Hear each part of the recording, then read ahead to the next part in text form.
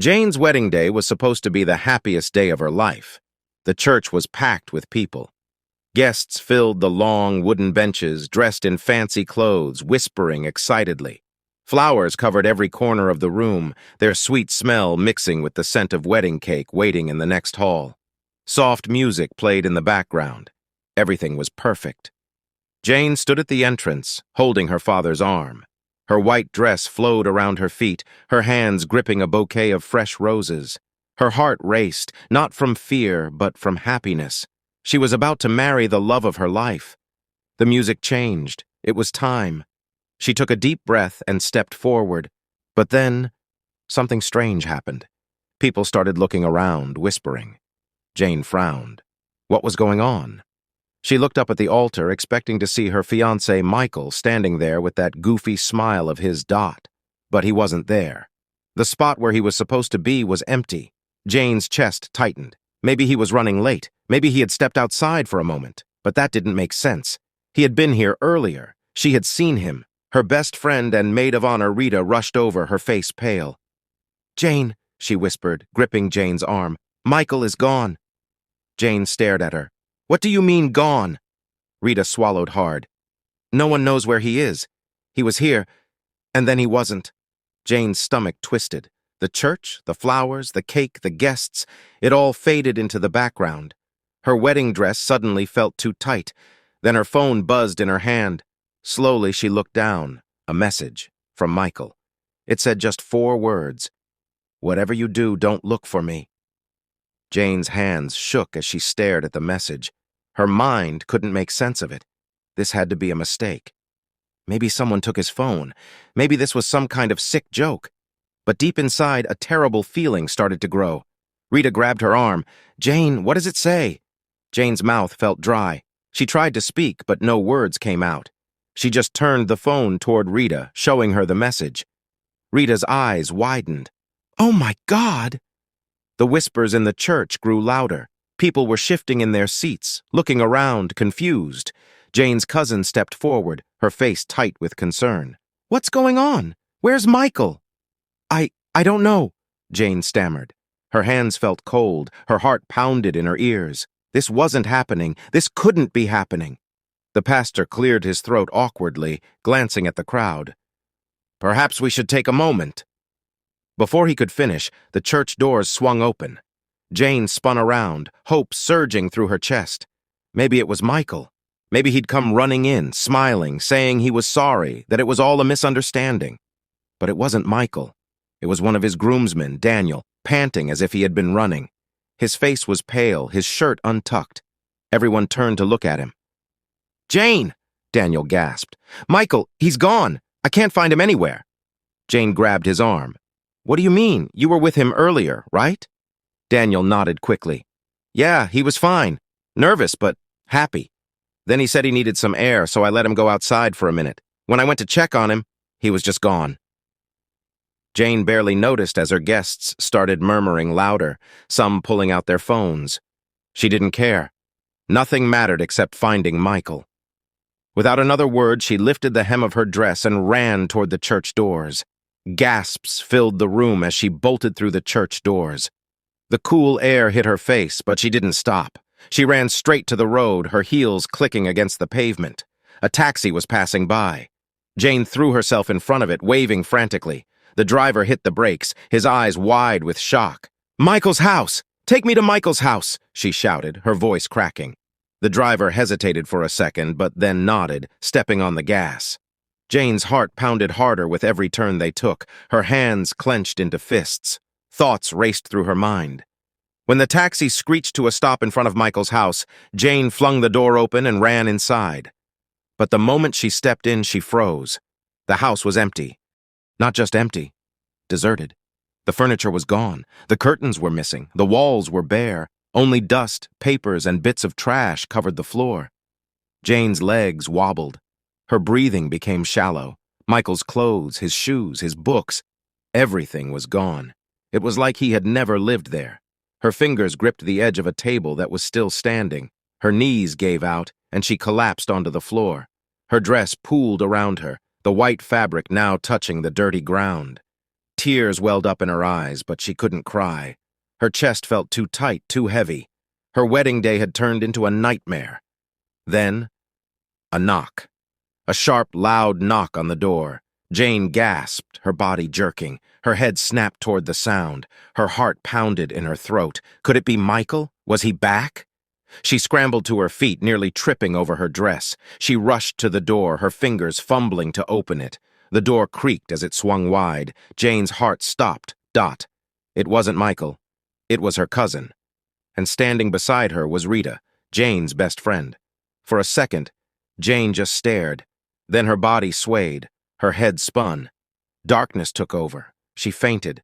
The last thing she heard was her cousin screaming her name. It had been 2 months, 2 long, painful months since Jane's wedding day turned into a nightmare. 2 months since she stood in that church, dressed in white, only to find her groom missing. And in those 2 months, no one had seen or heard from Michael. It was as if he had vanished into thin air. Every night, Jane lay in bed, staring at the ceiling, her pillow wet with tears. Her heart ached with questions she had no answers to. Why did he leave? Was he in trouble? Did he ever love me at all? People told her to move on.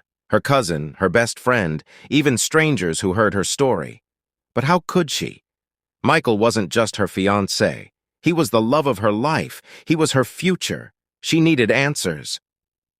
That morning, as the sun peeked through her curtains, Jane sat at the dining table, her hands clenched together. Across from her sat 2 men, private investigators she had secretly hired. Her cousin had begged her not to do this.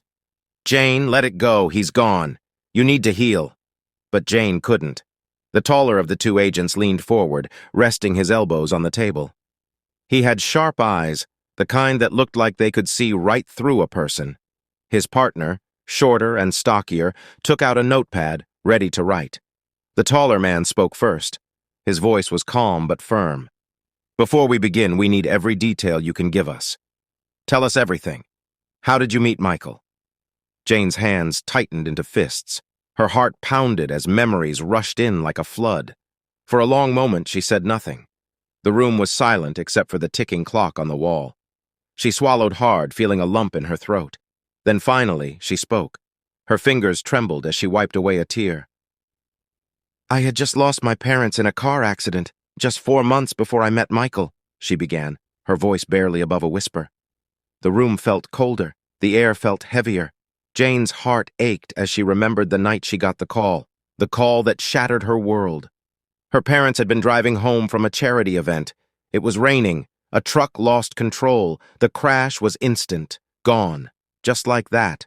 1 minute she had a family. The next, she was alone. She had no time to grieve. The family company was handed over to her, and suddenly, she had to act strong. She had to manage everything: meetings, employees, responsibilities. She wasn't ready, but she had no choice. And then, Michael walked into her office. It was supposed to be just another day. They needed a new security guard. A simple position. Nothing special. She had been sitting at her desk, flipping through resumes, when the door opened. And in walked Michael. Tall, handsome, neatly dressed. He looked nothing like the other applicants. Jane had frowned, confused. "What is a man with your qualifications doing here, applying as a gatekeeper?" she had asked. Michael gave a small smile, rubbing the back of his neck. "I lost my job recently," he said. "I can't just sit at home doing nothing. I need to work, even if it's temporary, until I find something better." Jane had stared at him, feeling something strange in her chest. She had already liked him. She didn't even know why. But she shook her head and told him the truth. "We don't want someone who will work for a few months and then leave. It takes time and resources to find the right person. If you're planning to quit when a better job comes, then you're not the right fit." Michael had nodded, understanding. But before he could leave, she had stopped him. "I can help you find something better," she had said. And that was how it started. Michael didn't get the job, but they became friends. He would call her every day just to check on her. "Have you eaten today? Are you getting enough sleep? Work must be stressful. Want to go out and clear your head?" At first, Jane had been cautious, but slowly she let her guard down. Michael was fun. He made her laugh. He made her feel safe. He would take her out for lunch, for long drives, for simple walks in the park. And one day, When he finally asked her to be his girlfriend, the answer was easy. She said yes. At first, Michael talked about finding a job, but days turned into weeks, weeks turned into months, and still, he did nothing. Jane noticed. "You don't seem serious about job hunting," she told him one evening. Michael sighed. "I've worked for people my whole life. I'm tired of it. I want to start my own business." She had stared at him, surprised. "A business?" He nodded. "Yes, I have a plan, but I need money to start." Jane didn't even think twice. "How much do you need?" Michael hesitated. "It's a big amount." "I don't care," she said. "I believe in you." And so she gave him the money, a huge amount. She told herself it was an investment, that he would pay her back once the business succeeded, but the business never really took off. And Michael kept asking for more money, and she kept giving. When he proposed, Jane was over the moon. She gave him everything, her heart, her trust, even her bank details. She let him handle everything, the wedding plans, the expenses. She never thought, not for a second, that he would betray her. And then, on their wedding day, he disappeared. He vanished, along with all her money. Her voice broke as she spoke, tears running down her face. "I don't even want to talk about how much money he took from me," she whispered, shaking. "I paid for everything. The wedding, the business, his life, and he still left me." The room was silent. The two agents looked at each other. Then the taller one leaned forward. His voice was firm. "It's okay. We will find him." Jane sniffed, wiping her eyes. "And then what?" The agent's eyes darkened. "That's up to you." Jane's heart pounded. She didn't know what she wanted more, to get her money back or to look Michael in the eye and ask him why. But one thing was clear. She wouldn't stop until she found him. The agents stood up, ready to leave, but before they walked out, one of them turned back. "One more thing," he said. His voice was serious. "Don't tell anyone we are looking for Michael. Not your friends, not your family, no one." A chill ran down Jane's spine. She swallowed hard and nodded. The agents left. And for the first time since Michael disappeared, Jane felt something different. Not sadness, not heartbreak, something darker, something dangerous. That night, Jane lay curled up on her bed, her pillow soaked with tears. The room was dark, except for the dim glow of her bedside lamp. Outside, the wind howled softly, brushing against her windows. The silence in the house felt louder than ever, pressing against her chest like a heavy weight. Her heart ached. Her mind kept going back to Michael, to everything she had lost. Then, her phone rang. Jane flinched at the sudden sound, her breath catching. For a moment, her hands shook as she reached for it. A tiny part of her, just a tiny part, hoped it was Michael, that maybe, just maybe, he would finally call and explain everything. But when she looked at the screen, she saw another familiar name, Rita, her best friend.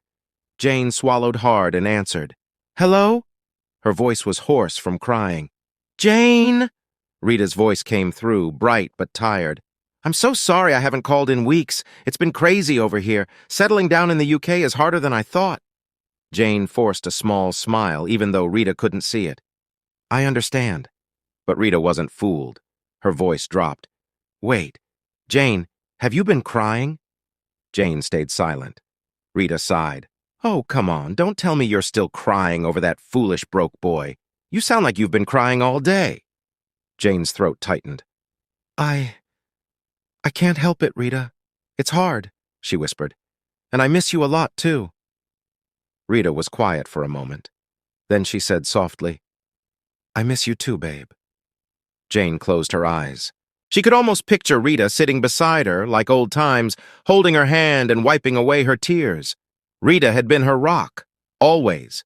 She had planned to move to the UK months before everything happened, but when Michael disappeared, she wanted to delay her trip to stay with Jane. Jane had begged her not to. "I don't want you to have any problems at your new school because of me," she had told Rita. So Rita left, and Jane had been alone. But now, hearing her voice after weeks of silence, Jane felt a little less alone. The two best friends talked for hours. They talked about everything, about school, about life in the UK, about the crazy weather there. Rita made Jane laugh for the first time in weeks, and for a moment, just a small moment, Jane forgot her pain. But deep inside, the ache was still there. She knew the call would end soon, and when it did, the silence would return, and so would the loneliness, and the questions, and the fear. Because no matter how much she tried to move on, she still wanted answers. She still wanted to know what happened to Michael, and something deep in her heart told her she wasn't ready to let go just yet. 4 months had passed. 4 long, painful months. Jane had tried to move on, she really did. But no matter how much she tried, Michael's betrayal haunted her. Every night she lay awake, staring at the ceiling, wondering why. Why did he leave? Where did he go? Would she ever find him? And then, one evening, her phone rang. It was the agents. They had found Michael. He was in Australia. Jane's heart pounded as they sent her his home address and phone number. She gripped the phone tightly, staring at the details on her screen. She could call him. She could hear his voice again, but no.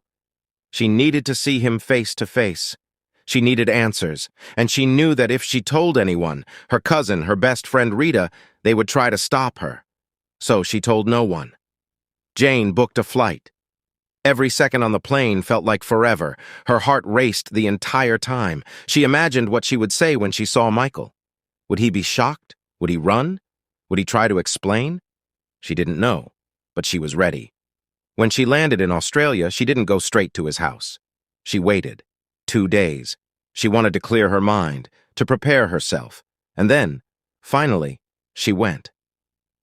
Jane stood in front of the house, staring at the door. Her fingers trembled as she lifted her hand and knocked. No answer. She knocked again. Still nothing. Just as she was about to turn away, the door swung open, and there, standing in the doorway, was Michael. His eyes widened in shock. His face turned pale. "Jane?" he whispered. Jane didn't give him a chance to react. With all the anger boiling inside her, she shoved him aside and stormed into the house, and then she stopped. Her body froze. Her breath caught in her throat, because on the wall in front of her, hanging in the living room, was a huge wedding portrait. Michael and his wife. Jane's entire world spun as she took a step closer. She blinked. She stared. No, this couldn't be real. Her lips trembled as she looked at the face of the woman standing beside Michael in the photo. It was Rita, her best friend. Jane felt like the ground beneath her had disappeared. Her knees buckled, her vision blurred. A scream tore from her throat. "No! This can't be real!" And just then, Rita walked out of the bedroom. She froze when she saw Jane. For a moment, no one spoke. The air was thick with tension, and then, without warning, Jane collapsed to the floor, crying. Michael knelt beside her, his hands trembling. "Jane, please, I can explain," he begged. Tears streamed down his face. He looked broken. "I'm so sorry, Jane. I never wanted things to go this far. I fell in love with you, but Rita wouldn't let me walk away. She threatened to kill you and herself if I went through with the wedding. We were together before she convinced me to date you and take your money, but now I regret everything. I'm trapped in this marriage and I don't know what to do." But Jane couldn't even look at him. Her whole body shook as she cried harder. Rita crossed her arms, watching them. Her face was cold. She looked guilty, but not sorry. Jane slowly lifted her head, her voice weak. "Rita," she whispered, "did I ever do anything to you?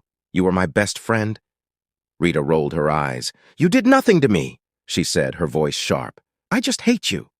Jane's heart shattered. Tears spilled down her cheeks. "Why?" she whispered. "Why would you do this to me?" Rita laughed bitterly. "Because," she said, stepping closer, "growing up you had everything. Everyone loved you. You were perfect, and I hated it." Jane stared at her in disbelief. All these years, she thought Rita was her sister, her safe place, her family. But the truth was, Rita had hated her all along. Jane's lips trembled. She could barely breathe. And then, without thinking, she jumped to her feet and ran. Out the door, into the streets. She didn't know where she was going.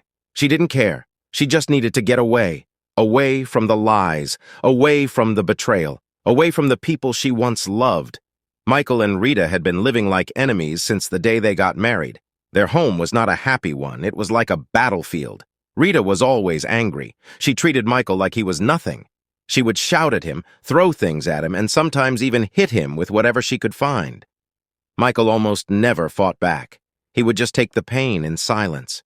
Some nights he couldn't even stay inside the house. He would sleep outside under the cold night sky just to avoid another fight. But things got even worse. One evening, Rita was going through Michael's phone when she saw messages from another woman. Her blood boiled. Her hands shook with anger.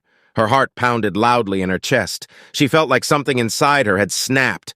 Without thinking, she grabbed a heavy pistol from the table and smashed it against Michael's face. Michael let out a loud scream and fell to the ground, clutching his face. Blood spilled between his fingers. He groaned in pain, rolling on the floor, unable to see. Rita stood over him, breathing heavily, her hands still gripping the weapon. Her eyes were wild with rage, but deep inside she knew she had gone too far. Michael was rushed to the hospital. The doctors tried everything they could, but the damage was too much. He lost one of his eyes. The news spread quickly. The police arrested Rita the next day. She didn't fight them. She just sat there, cold and silent, as they took her away. In court, the judge didn't show any mercy. After hearing all the terrible things she had done to Michael, the final judgment was clear. Rita was sentenced to 10 years in prison for domestic violence.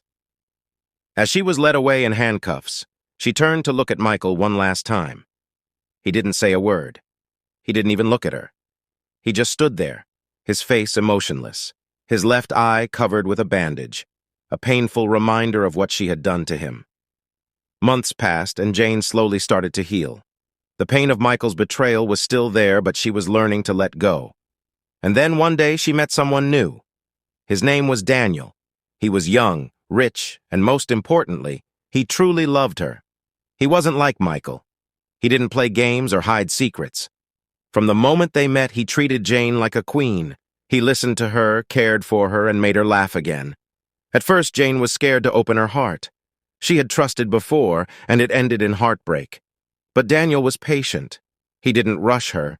He showed her every single day that he was different. Slowly, Jane's heart softened, and when he asked her to be his wife, she said yes. Their wedding was everything she had dreamed of. This time there was no fear, no doubts, no missing groom, just love, laughter, and happiness. While Jane was building a new life, Rita's world was falling apart. Now, locked behind bars, she had nothing, no freedom, no power, no one to manipulate. And Michael, he was finally free, but at a terrible cost. His life would never be the same again. And Jane? She finally got the happiness she had been waiting for.